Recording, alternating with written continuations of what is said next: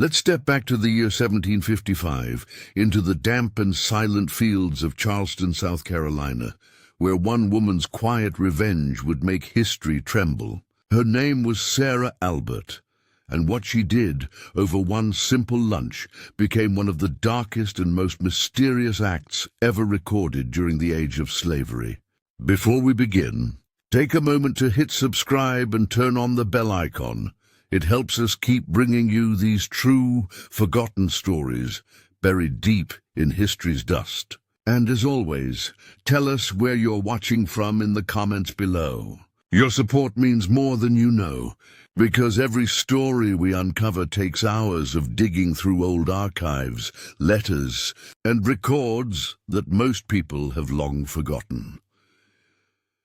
The summer sun in 1755 hung low and heavy over the fields of Charleston, South Carolina, its heat pressing down on the whitewashed walls of the garrison estate like a living thing. Inside the sprawling house, the air shimmered with the scent of roasted pheasant, buttered corn, and fresh bread, the comforting fragrance of a Sunday lunch meant for comfort and pride. The master, Jonathan Garrison, had risen early that morning to walk his fields, his cane striking the earth with the rhythm of ownership, while his wife, Margaret, fussed over the table settings, ensuring every piece of silver gleamed. To them, it was an ordinary day of Southern elegance, a small celebration of wealth and control. But for Sarah Albert, the woman moving silently between the kitchen and the dining room, carrying trays and setting dishes with the precision of habit, the day carried a stillness too sharp, too deliberate to be ordinary. Beneath the calm rhythm of her movements, her mind pulsed with something that had taken years to form, an understanding that the quietest moment before a storm is always the most deceptive. Sarah's life on the Garrison plantation had been one long cycle of silence. From the time she was bought at the Charleston docks, barely 15 years old, she had learned that survival meant stillness, listening when spoken to, keeping her eyes lowered, and never letting the fire inside her show. The Garrisons believed her to be docile, grateful even, because she never raised her voice or resisted. But behind her steady gaze lived the memory of her mother's last words aboard the slave ship. Whispered as fever took her life, "One day, the hands that serve will feed justice."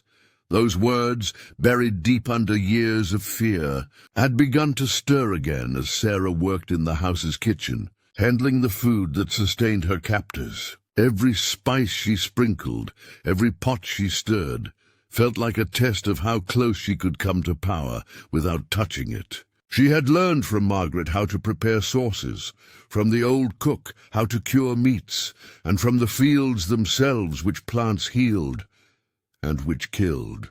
She carried those lessons in silence, waiting for a moment that would justify them. That morning, as the cicadas screamed in the distance and sweat clung to her neck, Sarah felt something unexplainable in the air, a thickness, a hum beneath the ordinary noise of work. The house buzzed with activity. Servants hurried past her, polishing glassware, fetching pitchers of water and sweeping the long wooden floors. Yet amid that motion Sarah seemed untouched, her movements slower, almost deliberate.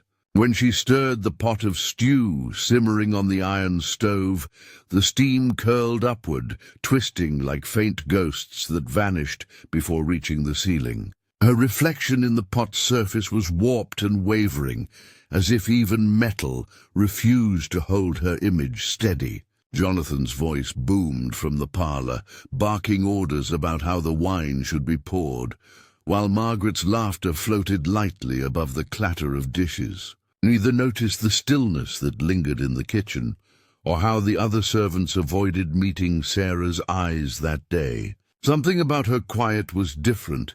It was not submission anymore. It was waiting. As the hour for lunch drew near, Sarah carried each dish with the same careful grace that had earned her the mistress's trust. To anyone watching, She was simply fulfilling her duty, nothing more than a figure moving between rooms. But inside her, a slow rhythm echoed with every step, the rhythm of a decision that could not be undone. The master's table was set beneath the tall windows, where the sunlight poured in thick beams, casting long shadows across the linen. Jonathan sat at the head, his wife beside him, their son Thomas squirming impatiently in his chair. "Bring in the stew," Margaret called, her tone carrying the weight of habit, not request. Sarah entered with the steaming pot cradled in her arms, her face unreadable, her movements measured. She set the dish before them, the smell rich and warm, and for a brief second their eyes met, hers and the master's. In that silent exchange, something ancient passed between them. She, the enslaved, and he, the enslaver, bound by an understanding neither could name, but both could feel when she stepped back from the table. The sunlight cut across her face, illuminating the faint scar beneath her jaw, a remnant of a punishment from years before. She didn't flinch, didn't move. Her hands clasped before her, she waited as the family lifted their spoons, unaware that the quietest moment in their lives had already arrived. Outside, the wind shifted through the fields, rustling the tobacco leaves like a whisper. Inside, the clock on the mantel ticked softly, marking time as though counting down to something unseen. Sarah's heart did not race, her breath did not quicken. Everything within her had gone still, like a calm surface before something breaks beneath it. And as the first mouthfuls were taken, as laughter briefly filled the air, she turned her gaze toward the open window and let the sunlight fall across her hands, feeling for the first time in her life that the world might soon be silent enough to hear her mother's voice again. Sarah Albert's story began years before that fatal Sunday, long before the Garrison family's silver spoons gleamed beneath the Charleston sun. She had been born into chains, though her mother still carried the spirit of the free lands across the Atlantic, the rhythm of songs, and the belief that names had power. Her mother's name was Aluna, a healer among her people, known for her knowledge of herbs and roots that could soothe fever or summon sleep. When the slave traders stormed their village, Aluna hid Sarah beneath a woven mat, whispering for her to stay silent. But the men tore them apart and bound them both in chains before casting them into the belly of the ship. Sarah was only 9 when the voyage began, and barely alive when it ended. Her mother died 2 weeks before the ship reached the Carolinas, her body thrown into the sea with dozens of others. But before she died, she placed a small carved pendant in Sarah's palm, whispering a single word in her native tongue, a word that meant return. That word lived in Sarah's chest like a spark trapped beneath ash, buried but unextinguished. When Jonathan Garrison purchased her at the slave market, he did so with the satisfaction of a man buying fine livestock. She was small, thin, and silent, which pleased him. Quiet slaves were easy to manage, or so he believed. Garrison's plantation sprawled across miles of land, its beauty masking the cruelty that sustained it. He saw himself as a man of refinement, one who quoted scripture and spoke of mercy, but his version of mercy was twisted, rooted in control. He would boast to his guests about how his people were well-fed and loyal, while the scars on their backs told the truth he never spoke. Sarah spent her first years in the fields, cutting tobacco leaves until her hands blistered and bled. At night, she would trace her mother's pendant and repeat that word, return, over and over, as if it could one day open a door she couldn't yet see. It wasn't just a hope for freedom. It was a promise that balance would find its way back, even through her. When Margaret Garrison noticed Sarah's delicate hands and calm nature, she decided to pull her from the fields to help in the house. It was meant as an act of generosity, but for Sarah, It was the first time she realized proximity to power was more dangerous than distance. In the kitchen, she learned not only the art of cooking, but the psychology of control. She watched how Margaret's moods shifted with the success of her meals, how Jonathan's temper cooled after wine and grew with hunger. Food governed the rhythm of their days. What they ate defined how they behaved. Sarah began to understand that the act of feeding someone was a form of intimacy, even of dominance. She prepared their meals with flawless precision, every dish a display of trust, every bite a reminder that she could serve or she could destroy. And within that delicate ritual, she began collecting small, secret fragments of power, dried seeds, unfamiliar herbs, and stories whispered among the other servants about roots that could make a man sleep forever. Though she appeared obedient, Sarah's eyes missed nothing. She saw how Jonathan would strike Margaret when she spoke too freely, how his anger spilled onto the servants when the crops failed, and how he forced young slaves into his quarters under the veil of night. She saw Margaret cry silently at her mirror, her face painted in powder to hide the bruises, pretending all was well when guests arrived. And Sarah understood something Margaret never could, that the mistress, too, was a prisoner in that house, gilded but bound. In rare moments, Margaret would speak to her softly, asking about her life, her family, her dreams, as if she longed for connection beyond her role. Sarah answered politely, but never truthfully. She could not afford to share her heart, not yet. Still, she listened when Margaret spoke of her ailments, her headaches, her fainting spells, her restless sleep, and offered herbal teas from plants she grew behind the kitchen. The mistress would praise her skill, never suspecting that the same hands soothing her pain were learning how to bring it back 100-fold.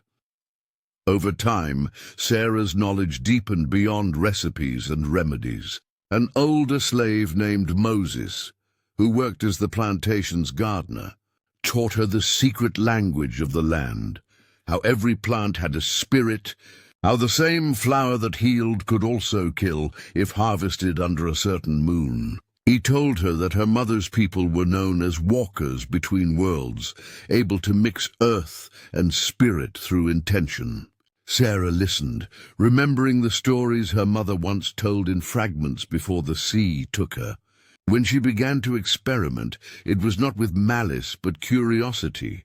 A crushed seed in water, a drop of sap on the tongue, a taste of something bitter that numbed her lips but sharpened her thoughts. By the time she reached her mid-20s, she had learned how to blend her ingredients with such subtlety that even the master could not detect her touch. She became indispensable, the invisible force that kept the house running, trusted so deeply that no one questioned her presence at the table, her hands over the family's food. They mistook her silence for peace, her calm for loyalty, never realizing that every lesson she had learned, every dish she had perfected, was part of a recipe that had taken her entire life to prepare, a recipe not for nourishment, but for retribution.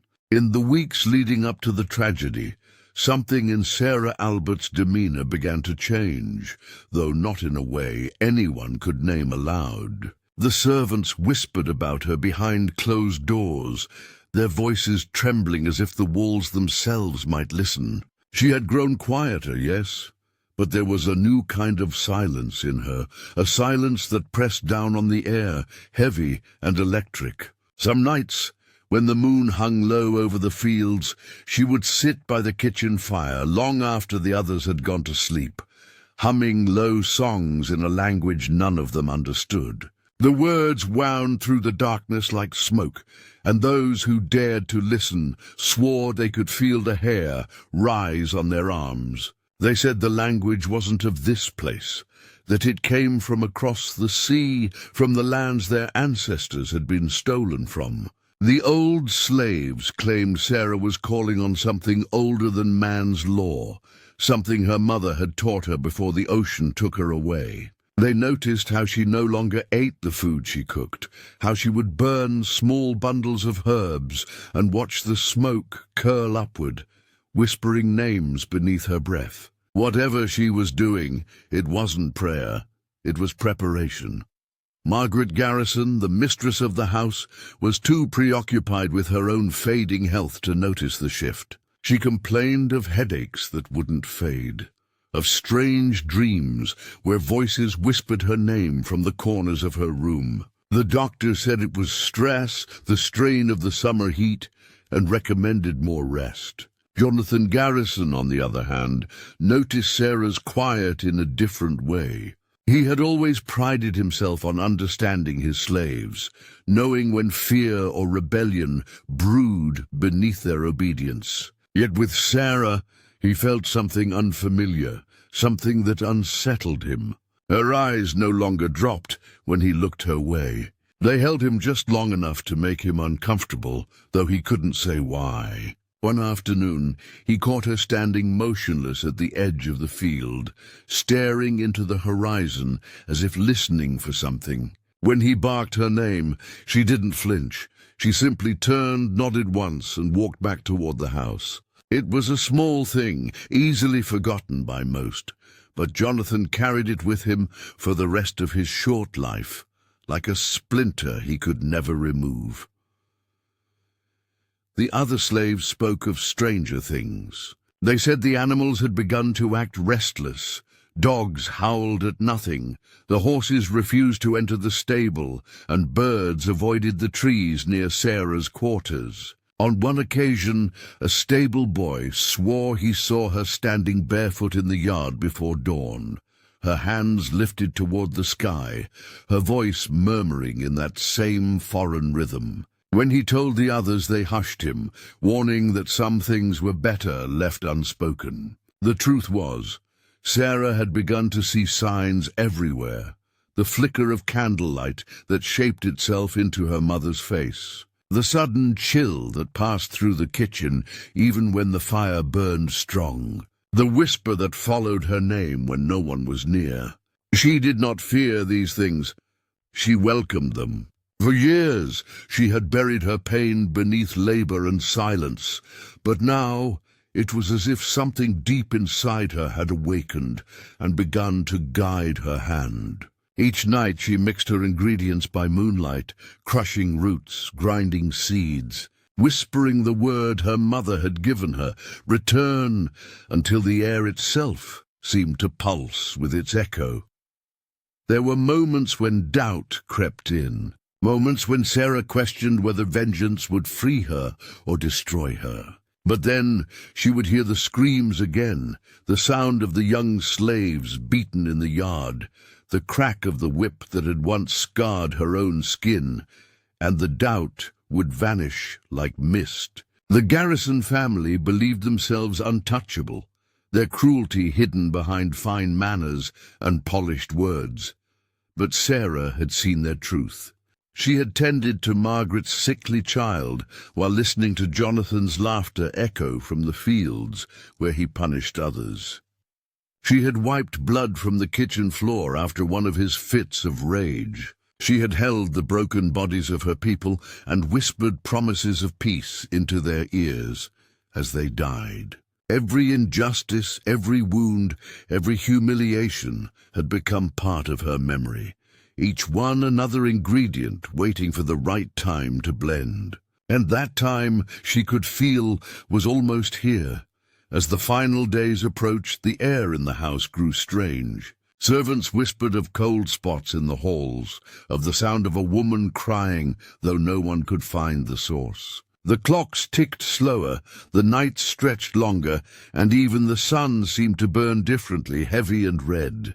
Sarah began setting aside small portions of her spices, her herbs and powders in neat rows beside her cot. She hummed while she worked, but the tune no longer sounded like a song. It was a rhythm, a pulse, the heartbeat of something ancient. On the last night before it happened, she sat alone by the dying fire, the shadows flickering across her face. She could feel her mother beside her, not in body but in spirit, whispering through the wind that moved the flames. Sarah lifted her head, whispered her final prayer, and smiled faintly. Outside, the wind died down, and the fields went still, as if the world itself were holding its breath. The next morning would dawn bright and ordinary, but nothing in that house would ever be ordinary again. The morning of July 13th, 1755, began like any other at the Garrison estate, with the usual chorus of creaking floorboards, distant orders, and the shuffle of bare feet moving through the corridors before sunrise. Yet beneath that familiar rhythm there lingered an unease that no one could quite name. The air was thick and strangely heavy, the kind of heat that seemed to press down on the lungs. Sarah Albert awoke before dawn, her breath calm, her expression unreadable, and made her way to the kitchen where the embers of last night's fire still glowed faintly red. She moved through the motions of cooking as she always had, fetching the ingredients, preparing the table, checking the wine. But there was a slowness to her today, a deliberate calm, that made the younger servants uneasy. They whispered that she had been awake most of the night, speaking softly to herself as she worked. And indeed she had. For hours she had stood over the simmering pot, her eyes fixed on the swirling surface, whispering a name over and over. Not that of any living soul, but one that belonged to the dead. Each stir of the spoon was like the turning of a wheel that could not be stopped, the final motion of a fate long in the making. By late morning, the house stirred to life. Jonathan Garrison dressed in his best waistcoat, eager for a day of feasting before the week's business began. His wife Margaret chose a pale blue gown despite the heat, eager to impress visiting neighbors who would arrive later in the afternoon. Their son Thomas ran laughing through the hallways, his wooden toy soldier clattering against the floorboards. To them, this day was a continuation of everything they believed eternal, the order of their home, their wealth, their control. The servants moved about like shadows, filling glasses, polishing cutlery, and making sure every detail was perfect. Sarah alone seemed unbothered by the flurry of activity. When Margaret asked her to prepare something memorable for lunch, Sarah gave a soft nod and disappeared into the kitchen, her bare feet silent against the stone. The meal she would serve, she thought, would indeed be remembered. As the hour approached noon, the smell of food filled every corner of the house, rich and inviting, the roasted pheasant glazed in butter, the corn sweetened with honey, the bread still warm from the oven. The Garrison family took their seats in the dining room, beneath the heavy crystal chandelier that caught the sunlight and scattered it in bright, trembling patterns across the walls. Sarah entered carrying the final dish, a deep silver bowl filled with stew, steam curling from its surface like breath from an unseen creature. Her expression was calm, her eyes lowered, but her movements were precise, almost ceremonial. When Jonathan looked up and offered her a rare word of thanks, she met his gaze with a faint smile that did not reach her eyes. She ladled the stew into their bowls, the liquid thick and dark, its scent strong and unfamiliar. Margaret commented on its flavor even before tasting it, calling it exotic, a word she used for anything she could not place. Sarah stepped back, folding her hands in front of her, and said nothing. The room fell into a rhythm of clinking spoons and quiet conversation, punctuated by the lazy ticking of the clock and the soft rustle of fabric as they ate. The first sign came quickly. Jonathan's hand trembled as he lifted his wineglass, a sudden sharpness flashing in his throat. He coughed, then gasped, his voice turning hoarse as he struggled to swallow. Margaret laughed nervously, thinking he had choked, but then her laughter turned to a gasp as her own chest tightened. Their son froze, his spoon clattering against the table, eyes wide as his parents began to convulse. In seconds, the polished perfection of the garrison dining room descended into chaos, the table shaking, the dishes crashing to the floor, chairs toppling backward. Jonathan's face contorted in agony, his knuckles white as he clutched at his throat. Margaret fell to her knees beside him, blood on her lips, her voice broken and pleading for help that would never come. The servants screamed and fled, their footsteps pounding down the hallway, but Sarah did not move. She stood still in the doorway, her shadow stretching long across the floor, watching as the family that had owned her, hurt her, and shaped her suffering dissolved before her eyes. Her expression was not one of triumph nor horror, but of release, a quiet, terrible peace. The room fell silent within minutes. The only sounds were the crackling of the fire and the slow dripping of spilled wine seeping into the floorboards, mingling with the spilled stew. Sarah stepped forward, her bare feet soundless on the wood, and closed the master's eyes with the edge of her apron. The sunlight poured through the window, catching the glint of silver cutlery scattered across the floor. She turned toward the window and whispered something. Perhaps a prayer, perhaps a name, and for a brief moment the air seemed to shift, lighter now, freer. Behind her, the house was still, every shadow frozen in place. She knew the others would find her soon, that questions would be asked, punishments threatened, but none of that mattered anymore. What she had done could not be undone. As she stepped outside into the blinding light of afternoon, the cicadas screamed louder than ever, and somewhere in the fields, a crow took flight, its cry sharp and final, like a mark upon the day that history would never wash away. When the authorities arrived the next morning, a strange hush hung over the garrison estate, as though even the birds refused to sing near it. The front door stood ajar, its hinges creaking softly in the breeze, and the scent that drifted from inside was both sweet and sickening, a mix of wine, decay, and something burnt.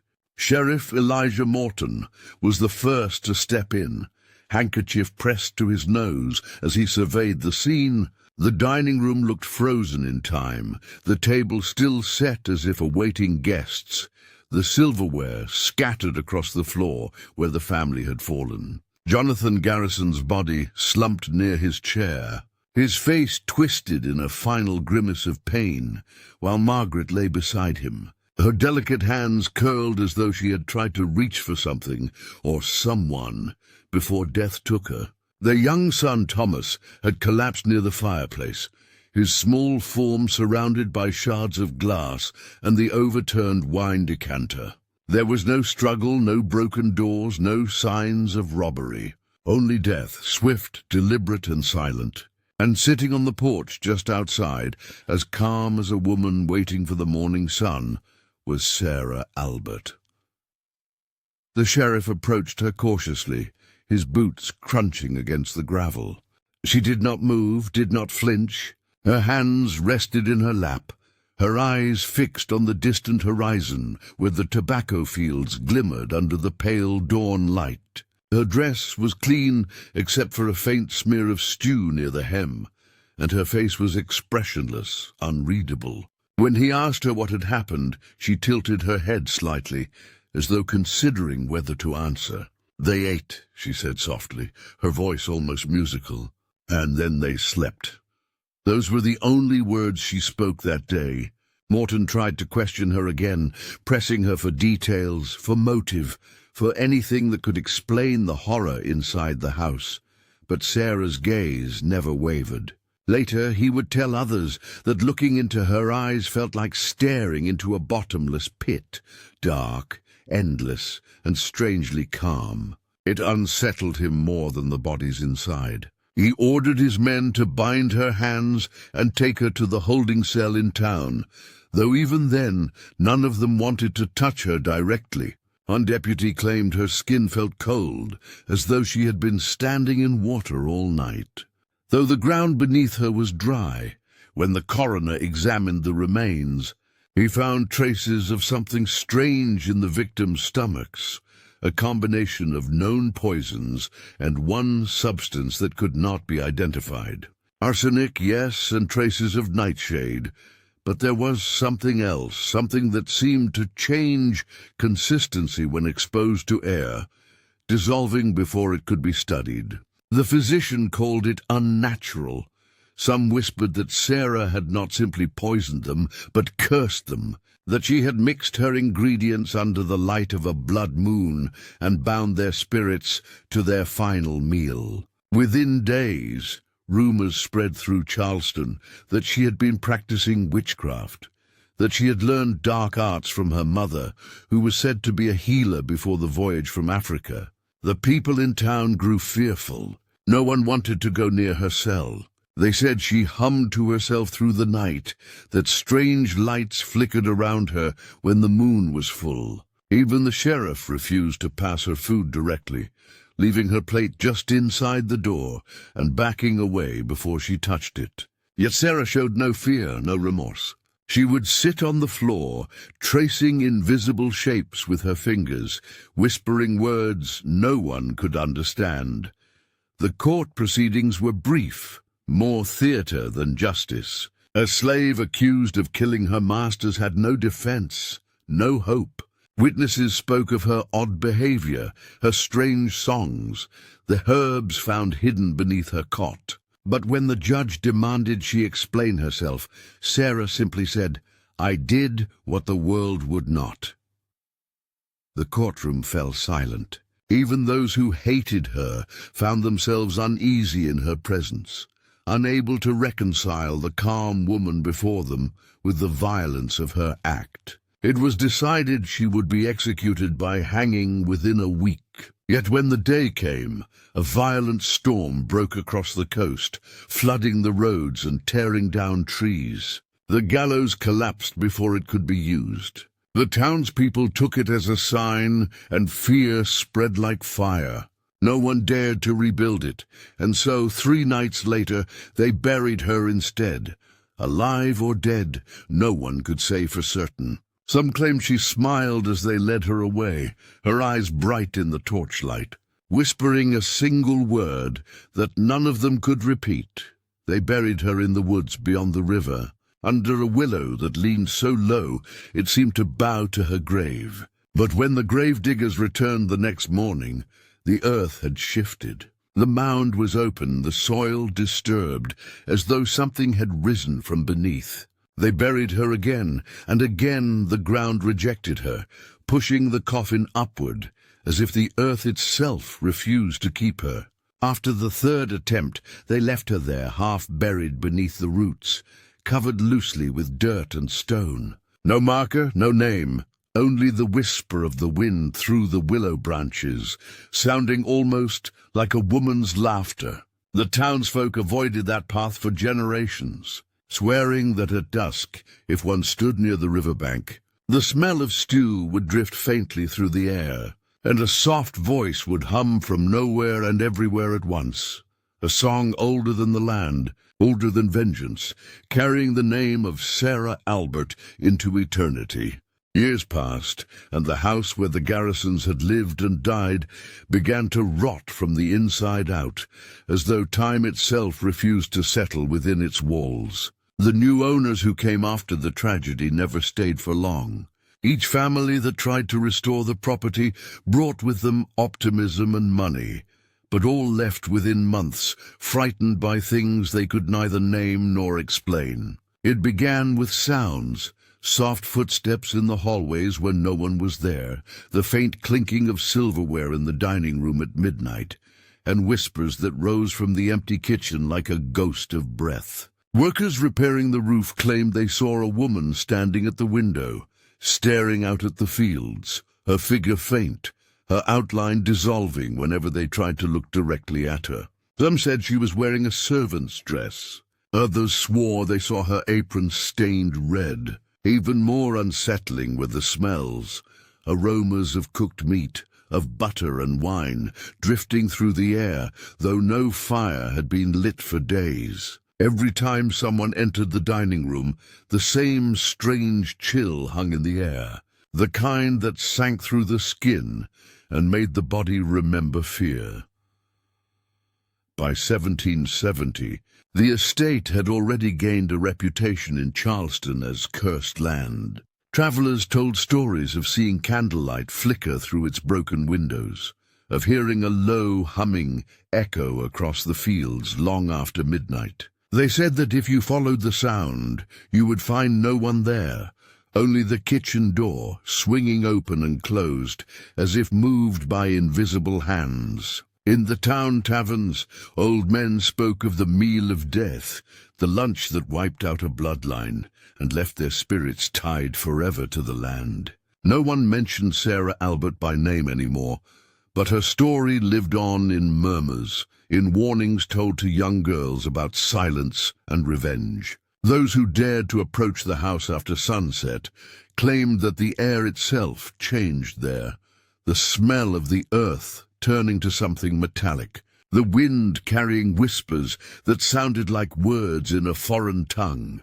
And when the moon was full, it was said that the reflection of a woman's face could be seen in the dining room window, not from inside, but behind the glass, as though she were trapped between worlds, waiting to be seen. In 1802, when a merchant from Savannah purchased the land, he ordered it to be rebuilt, convinced that stories of hauntings were nothing more than superstition. But the workers he hired refused to stay through the night. One by one they abandoned the job, unnerved by what they found beneath the floors: small bundles of dried herbs wrapped in cloth, animal bones arranged in circles, and a tarnished silver spoon engraved with the initials S.A. Its surface blackened as if burned by fire. The merchant, determined to erase the property's reputation, threw the artifacts into the river and completed the renovation himself. For a brief moment, it seemed as if the curse had lifted. He moved in with his wife and 2 daughters, boasting to his neighbors that he had conquered fear with reason. But within weeks, his wife fell ill, unable to eat without choking, her breath catching as though invisible hands pressed upon her throat. His daughters began to wake in the night, trembling, saying they heard someone whispering their names from the hallway. The merchant left the house one winter morning and never returned. His carriage found overturned near the riverbank, the horses dead and his body missing. The property fell into ruin again, swallowed by vines and silence. Decades turned to centuries, and the story of Sarah Albert blurred into local folklore. Historians dismissed it as exaggeration, a tale born of guilt and fear in the aftermath of slavery. But the archives in Charleston still held the records, the coroner's notes, the sheriff's testimony, the sealed court order that mentioned a woman with unnatural calm. Those who studied them described a chill that followed them home, dreams that left them waking in sweat, tasting something metallic on their tongues. Some said it was imagination, others said it was Sarah, reminding them that the past does not stay buried simply because we wish it to. Even today, the remains of the Garrison estate lie hidden beneath the soil, the outlines of the old foundation barely visible among the overgrowth. Locals say the land is still hungry, that no crops grow where the dining room once stood, and that the willow by the river bends lower each year, its branches sweeping the ground as if mourning something it cannot forget. Those who pass the site after dark sometimes catch the faint scent of food on the wind: roasted meat, bread and something bitter like herbs. Some claim they've seen a figure moving through the ruins, a woman with a calm face and eyes that glimmer faintly in the dark. She does not threaten, does not speak. She simply watches, her hands folded before her, as if waiting for someone to sit at her table again. And though no record remains of her resting place, those who know the story whisper that her spirit never left, that she lingers not as a curse, but as a memory, too strong to fade. For Sarah Albert was not a monster nor a myth, but the echo of every cruelty buried under time, the whisper that reminds the living that even silence can scream. Her name still rides the wind across the South Carolina fields, soft as breath, sharp as justice. The voice of the slave who fed her masters their fate and left the world forever changed by one quiet, deadly lunch.